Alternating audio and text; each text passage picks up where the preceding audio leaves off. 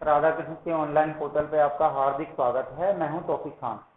तो दोस्तों, पिछली वीडियो में हमने विभव और विभवांतर के साथ में, और उसके बाद फिर मैंने जो है एमीटर, वोल्ट मीटर और कुछ न्यूमेरिकल जो विद्युत धारा पर आधारित कराए थे। अगली वीडियो में देखिए दोस्तों, हम पढ़ेंगे किसी चालक का प्रतिरोध किन बातों पर निर्भर करता है, यानी प्रतिरोध के बारे में पढ़ते हैं। तो देखिए क्या है प्रतिरोध की, अगला बिंदु है प्रतिरोध की निर्भरता, यानी किसी चालक का प्रतिरोध किन बातों पर निर्भर करता है, कौन कौन सी वो चीजें हैं जिन पर किसी चालक का प्रतिरोध निर्भर होता है। अब देखिए, सबसे पहले तो मैं आपको एक बात बता देना चाहता हूं कि हमने स्टार्टिंग में जब ये पाठ शुरू किया था, तो शुरू वाले पाठ में हमने देखा था कि हमने सबसे पहले इसमें एक बिंदु पढ़ा था प्रतिरोध। और प्रतिरोध के बारे में मैंने क्या बताया था तुम्हें? प्रतिरोध के बारे में बताया था कि अगर मैं कोई इस तरह से कोई दो चालक तार लेता हूँ, एक ऐसा चालक तार लेता हूँ, ये कोई दूसरा चालक तार है, इन दोनों चालक तारों में से इस चालक तार को मैं मोड़ करके कुछ इस तरह की आकृति बना देता हूँ, तो तुम देखोगे कि लाजमी अगर इसकी लंबाई, अगर इस चालक तार की लंबाई 1 मीटर है तो ये कुछ कम होगी, क्योंकि चालक तार को मोड़ा जाएगा। अब ये जरूरी नहीं वो किसी भी धातु का हो, उसका सिल्वर का हो, नाइट्रोन का हो, लेकिन वो धारा का चालन करता हो। ठीक है, तो अब देखिए, जब मैं इस चालक तार को इस तरह से मोड़ दूं, तो अब देखिए ये बिंदु ए था, ये बिंदु बी, इसको भी मैं ए बी बिंदु कह दूं, और अब इसमें मैं विद्युत धारा प्रवाहित करूं और इसमें मैं विद्युत धारा प्रवाहित करूं, तो हम देखेंगे, हम पाएंगे कि इस चालक तार की अपेक्षा इसमें विद्युत धारा जो है बहुत जल्दी पहुंच जाती है, और इसकी अपेक्षा इसमें विद्युत धारा के मार्ग में रुकावट उत्पन्न होती है, क्योंकि मुड़ा हुआ चालक तार है तो विद्युत धारा के मार्ग में रुकावट और बाधा उत्पन्न होती है। तो इस तरह से धारा के मार्ग में चालक तार जो हमने देखा है, धारा जब इसमें हम प्रवाहित करते हैं तो धारा के मार्ग में एक अवरोध, एक रुकावट, एक प्रतिबाधा उत्पन्न हो रही थी। इस रुकावट, एक प्रतिबाधा को हमने प्रतिरोध कहा। क्या पढ़ा था? प्रतिरोध के बारे में पढ़ा था कि धारा के मार्ग में उत्पन्न अवरोध को प्रतिरोध कहते हैं।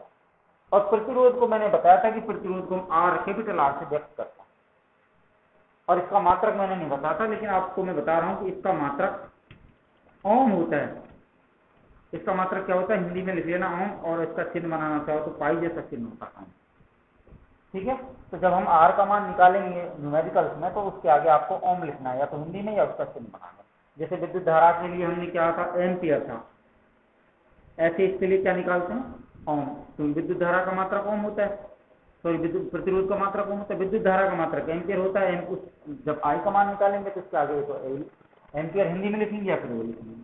इसी प्रकार जब हम विभवांतर का मान निकालेंगे तो विभवांतर का मात्रक वोल्ट होता है, या तो हिंदी में वोल्ट लिखेंगे या भी लिखेंगे। तो वोल्ट को बी से लिखते हैं, एम्पियर को ए से लिखते हैं, और ओम को इस तरह से। तो ये तक तो आपको भी एक बात समझ में आ गई कि प्रतिरोध क्या है। प्रतिरोध के बारे में क्या है? धारा के मार्ग में उत्पन्न अवरोध को प्रतिरोध कहते हैं। प्रतिरोध की जो चित्र होता है वो इस तरह का होता है, यानी मुड़ा हुआ, बीच बीच में से मुड़ा हुआ चालक तार प्रतिरोध कहलाता है। मैंने इस चालक तार को, जब नाइट्रोन का कोई चालक तार है, उसको मोड़ करके इस तरह से मोड़ करके उसको इस तरह की आकृति दे दी। अब अगर मैं क्या काम करूं, इन दोनों चालक तारों में विद्युत धारा प्रवाहित करूं, तो हम देखेंगे कि इस चालक तार की अपेक्षा इसमें विद्युत धारा एक बिंदु से दूसरे बिंदु तक काफी समय में पहुंचती, इसकी अपेक्षा। क्यों?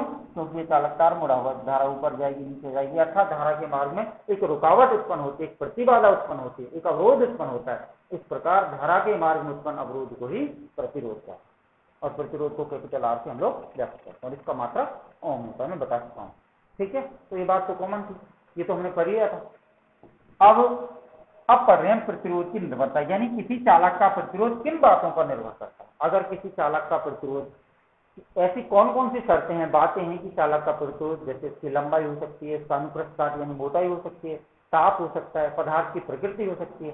तो आपको ये बात याद रखनी है कि किसी चालक का प्रतिरोध किन किन बातों पर निर्भर करता है। मैं आपको लिख देता हूँ, किसी चालक का प्रतिरोध मुख्य रूप से 4 बातों पर निर्भर करता है। एक तो चालक तार की लंबाई पर,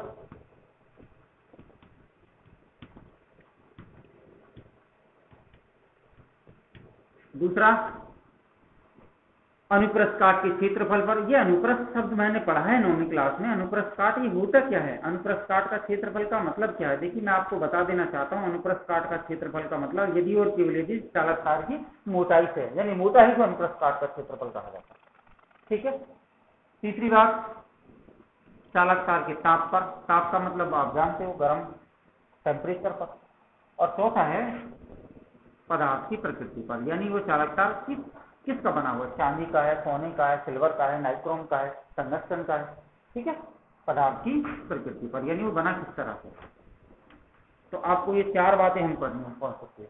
तो अब आपको समझ में आ गया किसी चालक का प्रतिरोध चार बातों पर, चालक तार की लंबाई पर, अनुप्रस्थ काट का क्षेत्रफल यानी इसकी मोटाई पर, चालक उसके ताप पर और पदार्थ की प्रकृति पर। ठीक है, तो अब इन चारों को हम अलग अलग पढ़ेंगे।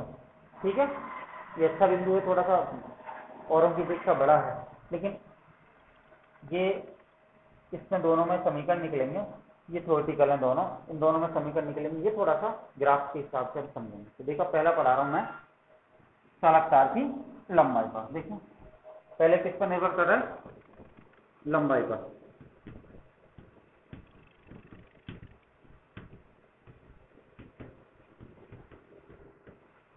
चालक तार की लंबाई पर कैसे निर्भर करता हूं, देखिए क्या हुआ, मैंने एक ही धातु का बना हुआ, एक ही धातु का बना हुआ, एक ले रहा हूं, चाहे नाइक्रोम हो ले लो, चांदी ले लो, सोना ले लो, सिल्वर ले लो, वो एक ही धातु का बना हुआ तार, लेकिन उसकी समान मोटाई है। समान मोटाई का मतलब, अब देखिए ये कोई तार, अब मैं समझ रहा हूँ, ध्यान से समझना इसको, ये कोई चालक तार है, एक ही धातु का बना हुआ, चाहे चांदी का है, चाहे नाइक्रोम का है, चाहे सिल्वर का है, चाहे टंगस्टन का, लेकिन याद रहे कि वो ताप और विद्युत का अच्छा चालन करता है, यानी उसमें करंट आता हो। ऐसे नहीं हमने प्लास्टिक का तार ले लिया, प्लास्टिक में विद्युत धारा प्रवाहित कहां से होगी, समझ रहे हो। तो मैंने एक ही धातु का बना हुआ, चाहे अब मन में कुछ भी सोचा, नाइक्रोम हो सकता है, चांदी, सिल्वर, जो तुम समझ रहे हो मैं बता चुका हूं। ठीक है, तो मैंने एक ही धातु का बना हुआ तार लिया है, इसकी मोटाई समान है, एक समान मोटा है, ऐसा नहीं बीच में से मोटा, किनारों से पतला, किनारों से मोटा, बीच में से पतला, समान एक ही धातु का बना हुआ, समान मोटाई, यानी समान मोटाई का मतलब समान अनुप्रस्थ काट, लेकिन भिन्न भिन्न लंबाई में। अब तुम तो कहो साहब एक ही तार लिया था, वो उसकी लंबाई अलग अलग कैसे हो सकती है, तो मैं इसको ऐसा नहीं कह सकता कि एक ही धातु का बना हुआ, एक ही धातु का बना हुआ, एक ही धातु का बना हुआ, समान मोटाई, परंतु भिन्न भिन्न लंबाई के अनेक तार लेते हैं, इसमें क्या दिक्कत है, ऐसे भी कह सकते हो, लेकिन मैं उसको एक चीज से समझाना चाह रहा था। ठीक है, मैं फिर ऐसे कह लेता हूँ। देखिए क्या है, हम पढ़ रहे हैं चालक तार की लंबाई पर, मैंने एक ही धातु का बना हुआ, समान मोटाई, मोटाई का मतलब समान अनुप्रस्थ काट, परंतु भिन्न भिन्न लंबाई के अनेक तार लेते हैं, आप इसको लेकर के मैंने क्या काम किया, उसका प्रतिरोध ज्ञात कर लेते। मैं जो बोल रहा हूं यही लिखना है आपको, क्या होता है, मैं आपको थ्योरी में लिखना है, मैं जवान से बोल रहा हूं। एक ही धातु के बने हुए समान अनुप्रस्थ काट तथा भिन्न भिन्न लंबाई के अनेक चालक तार लेते और उनका हम प्रतिरोध ज्ञात कर लेते। प्रतिरोध ज्ञात कर जब हम ग्राफ खींचते हैं तो हम देखते हैं, ग्राफ खींच के देखते हैं, क्या देखते हैं,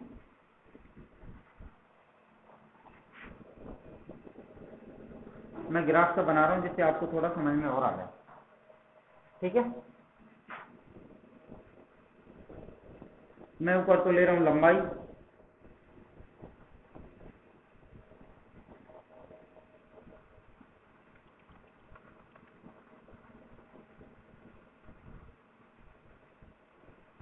एल से लिख रहा हूं, लंबाई को एल से लिख रहा हूं। ठीक है, और प्रतिरोध को आर। मैंने क्या काम किया है, एक ही धातु के बना हुआ, समान मोटाई का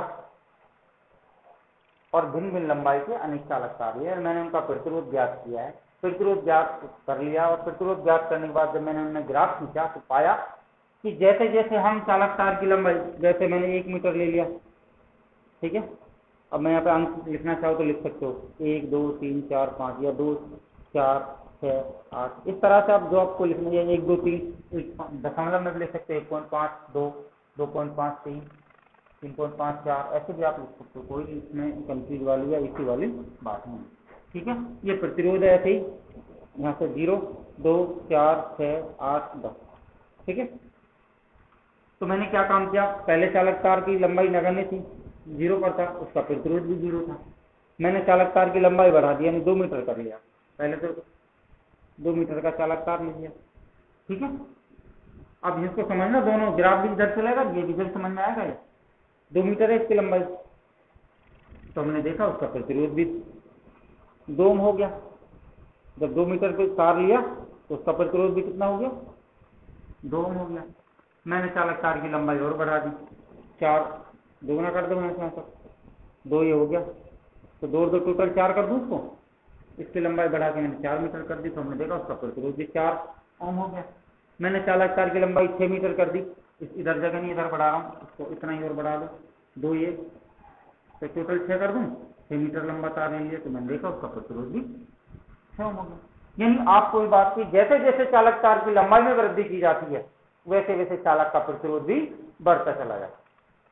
फिर मैंने क्या काम किया, उल्टा काम किया। कैसे किया, मैंने चालक तार की लंबाई बढ़ा करके 5 मीटर कर दी। कितनी कर दी, 5 मीटर कर दी, तो हम देखा उसका प्रतिरोध भी 5 मीटर हो गया, 5 का होगा बीच में। मैंने लंबाई को घटा के और कर दिया, मैंने इसको 3 कर दी। मैंने चालक तार की लंबाई घटा के कितनी कर दी, यहाँ 3 कर दी, 2 और 4 के बीच में 3 है ना, हम देखें उसका प्रतिरोध भी 3 हो गया। तो इससे क्या हो रहा है कि जैसे जैसे चालक तार की लंबाई बढ़ाते हैं उसका प्रतिरोध बढ़ता चला जाता है, जैसे चालक तार की लंबाई कम करते रहते हैं वैसे वैसे उसका प्रतिरोध भी कम होता चला जाता है। अर्थात किसी चालक तार का प्रतिरोध उसकी लंबाई के साथ साथ बढ़ता है और कम करने पर घटता है, उसके साथ साथ चलता है, साथ साथ चलता है तो समानुपाती है, अंतर्मानुपाती है। वो कैसे, मैं देखिए आप इसको ग्राफ मैंने बनाया नहीं है, मैंने केवल समझाने के लिए बता रहा था। जब चालक तार की लंबाई 2 मीटर करते हैं तो प्रतिरोध भी 2 हो जाता है, 2 ओम। 4 करते हैं तो 4 हो जाता है, 6 करते हैं तो 6 हो जाता है, 8 करते हैं तो 8 हो जाता है। यानी चालक तार का प्रतिरोध इसकी लंबाई के संग संग चलता है। संग संग चलेगा तो स्ट्रेट लाइन होगी, सीधी सीधी रेखा प्राप्त होगी, स्ट्रेट लाइन, सरल रेखा प्राप्त होगी। वही तो बताता है कि समानुपाती है। मैंने चालक तार की लंबाई कम करते चला गया, जब मैंने 5 किया तो ये भी 5 हो गया, 3 किया तो ये भी 3 हो गया। मतलब जैसे जैसे चालक तार की लंबाई में वृद्धि करते हैं वैसे वैसे आपका प्रतिरोध भी बढ़ता चला जाता है, कम करते हैं तो कम होता चला जाता है। अर्थात किसी चालक का प्रतिरोध उसकी लंबाई के समानुपाती होता है। अनुक्रमानुपाती समानुपाती अलग शब्द नहीं, अनुक्रमानुपाती कोई समानुपाती कहते हैं, वो से कंफ्यूजर अनुक्रमानुपाती लिखा है किताब में। अरे अनुक्रमानुपाती और समानुपाती एक ही वर्ड है, ठीक है, अलग नहीं है। अनुक्रमानुपाती कह लो, समानुपाती कह लो, हाँ विक्रम उल्टा होता है। तो अब आप समझ गए ना। तो इसका मतलब क्या हुआ, किसी चालक का प्रतिरोध उसकी लंबाई पर निर्भर करता है। मैंने क्या काम किया था आपको मैं दोबारा बता रहा हूं, लिखना कैसे आपको। हम पढ़ रहे हैं चालक तार की लंबाई पर किस प्रतिरोध की निर्भरता। पहला किस पर निर्भर करता था, चालक तार की लंबाई। तो मैंने क्या काम किया है, एक ही धातु का बना हुआ समान मोटाई यानी समान अंतस्तार का और विभिन्न लंबाई के कई चालक तार लेते हैं और उनके बाद उनका हम प्रतिरोध ज्ञात कर लेते हैं। प्रतिरोध ज्ञात करने के बाद जब उसका ग्राफ खींचते हैं तो हम देखते हैं कि जैसे जैसे चालक तार की लंबाई बढ़ाते हैं उसका प्रतिरोध भी बढ़ता चला जाता है, जैसे जैसे चालक तार की लंबाई को और बढ़ाते हैं प्रतिरोध और बढ़ जाता है, और बढ़ाते हैं और बढ़ जाता है, कम करते हैं कम हो जाता है, कम करते हैं और कम हो जाता है। यानी किसी चालक का प्रतिरोध उसकी लंबाई के संग संग चलता है, अर्थात समानुपाती है। समानुपाती होता है तो गणितीय रूप में क्या लिखोगे, अर्थात R समानुपाती L, समीकरण 1, ठीक है। ये बिंदु ऐसे थ्योरी लिखनी है जो मैंने मुंह से बोली है, थ्योरेटिकल जो मैंने लेक्चर के रूप में बोला है वही आपको थ्योरी लिखनी है। अभी ग्राफ बनाना चाहो तो बना लो, नहीं इसकी जरूरत नहीं है आपको, तो इसके भी दिखाने की जरूरत नहीं, इसको भी दिखाने की जरूरत नहीं, आपको तो सीधा लिखना है। कैसे लिखना है दोबारा सुन लो। हम जानते हैं कि किसी चालक का प्रतिरोध उसकी लंबाई पर निर्भर करता है। इस चीज को समझने के लिए हमने एक ही धातु के बने हुए समान मोटाई यानी अनुप्रस्थ का और विभिन्न लंबाई के चालक तार लेते हैं जैसे और हम उनका प्रतिरोध ज्ञात कर लेते हैं। प्रतिरोध ज्ञात करने के बाद जब उनका हम ग्राफ खींचते हैं तो हम देखते हैं कि जैसे जैसे चालक तार की लंबाई बढ़ाते हैं उसका प्रतिरोध बढ़ जाता है, और बढ़ाते हैं प्रतिरोध और बढ़ जाता है, और बढ़ाते हैं प्रतिरोध और बढ़ जाता है, कम करते हैं इसका प्रतिरोध कम हो जाता है, और कम करते हैं और कम हो जाता है। अर्थात किसी चालक का प्रतिरोध लंबाई के संग संग चलता है, क्या तो उसको बढ़ाया जाए तो बढ़ जाएगा, कम किया जाए तो कम हो जाता है। जब संग संग चलता है तो आपको लिखना है किसी चालक का प्रतिरोध उसकी लंबाई के समानुपाती होता है। समानुपाती होता है तो अर्थात R समानुपाती है, समीकरण ठीक है, क्लियर। इसको उतार लेना, जगह नहीं, मैं मिटाऊंगा क्योंकि दूसरा बिंदु पढ़ेंगे तो फिर जगह नहीं है। इसको मिटा दूं, ये समीकरण एक को याद रखना है क्योंकि आगे प्रतिरोधकता इसी से निकलेगी, ठीक है। तो मैं जगह नहीं यहाँ लिख रहा हूँ। पहला समीकरण क्या आया है, R समानुपाती L, समीकरण ठीक है, जगह नहीं थी इसलिए। अब दूसरा बिंदु क्या है, दूसरा बिंदु है अनुप्रस्थ काट के क्षेत्रफल पर।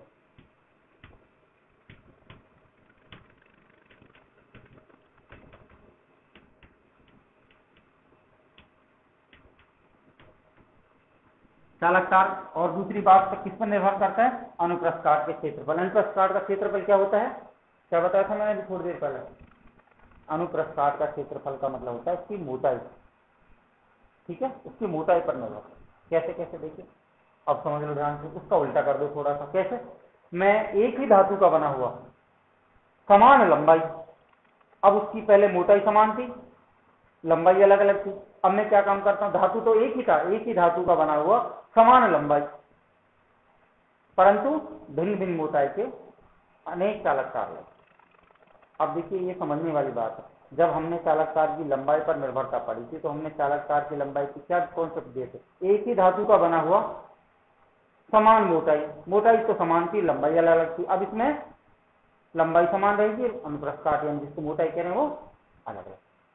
ठीक है, ये समझना। तो क्या काम किया मैंने?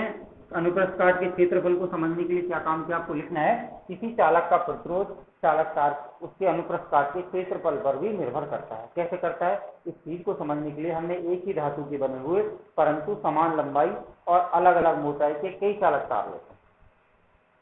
तो क्या होता है, तब उसका हम प्रतिरोध ज्ञात कर लेते हैं। जब उनमें हम ग्राफ खींचते हैं तो हम पाते हैं, क्या पाते हैं वो समझने की चीज।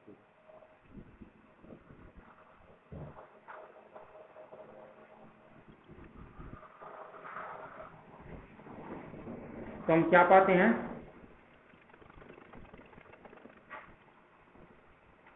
एल का मतलब सॉरी, अब ए लिखा जाएगा अनुप्रस्थ काट का। आपको याद रखना अनुप्रस्थ काट के क्षेत्रफल को ए से व्यक्त कर, जैसे लंबाई को ऐसे लिखते हैं ना, ए और आर का मतलब तो पता है प्रतिरोध से। तो देखिए वो क्या कह रहा है, एक ही धातु का बना हुआ समान लंबाई परंतु भिन्न मोटाई के अनेक चालक तार लेते हैं। देखिए तो मैं क्या काम करता हूँ, पहले मैंने 2 मीटर, ये 2 मीटर वाला तार लिया,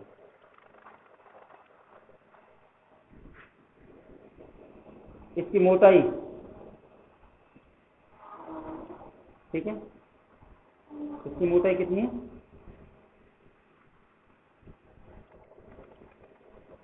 तो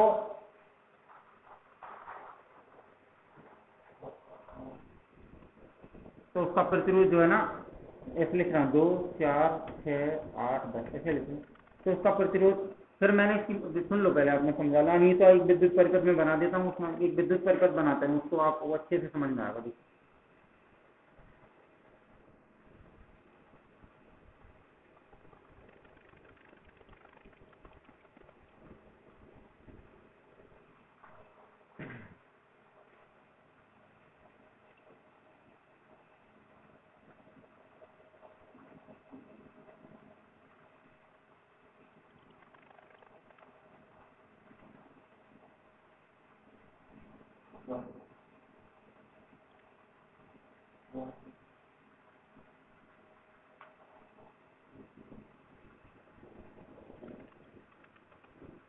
तीन तारों से समझ में आएगा। देखिए अब मोटाई में अंतर नजर आ रहा है तुम्हें? इसकी मोटाई कम है, इससे इसकी ज्यादा है, इससे इसकी ज्यादा है। ठीक है, तो मैंने इस तार को इस डॉट श्रेणी में यहाँ लगाया, इस तार को लगा रहा हूँ पहले मैं यहाँ, इस तार को यहाँ जोड़ रहा हूँ।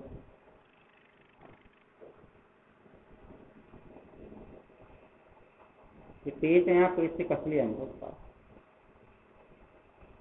पहले वाले 2 3 तार ले रहा हूँ मैं मोटाई, पहले तार को जोड़ा तो देखिए जब मैंने इस पहले वाले चालक तार को देखा तो धारा का मान 0.5 एम्पियर, पहले वाले कितने इसके ये है 2 नंबर।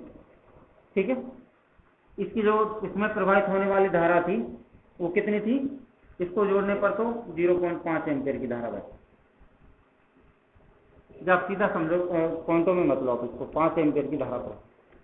ठीक है, पहले वाले चालक तार को जोड़ लिया और इस चालक तार का प्रतिरोध कितना था? 5 ओम। ठीक है, अब मैं आपको एक बात समझाना चाह रहा हूं कि मैंने एक ही धातु के बने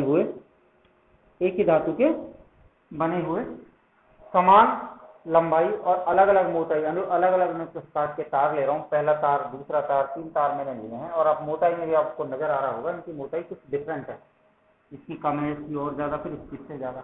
मैंने पहली डॉट श्रेणी विद्युत परिपथ में पहले वाले चालक तार जो कितने का था, 5 ओम का चालक तार था, उस 5 ओम के चालक तार को इस डॉट श्रेणी में जोड़ा तो उसमें देखा कि बहने वाली धारा का मान 5 एम्पियर है। ठीक है, अब धारा 5 एम्पियर की बह रही, इसका मतलब प्रतिरोध इसके संग चल रहा है। अभी तो देखिए, फिर मैंने दूसरे नंबर का तार जोड़ा, इसकी जो जिसकी मोटाई उस पहले की अपेक्षा थोड़ी अधिक है। ये तो देखा, इसका प्रतिरोध भी 5 ओम है, लेकिन इसमें बहने वाली धारा का मान कम हो गया 0.3, या तो इसको 2.5 ओम। जब मोटाई बढ़ा रहे हैं तो धारा कम हो रही है। फिर मैंने तीसरे नंबर का तार जोड़ के देखा जो कि इससे भी मोटा है,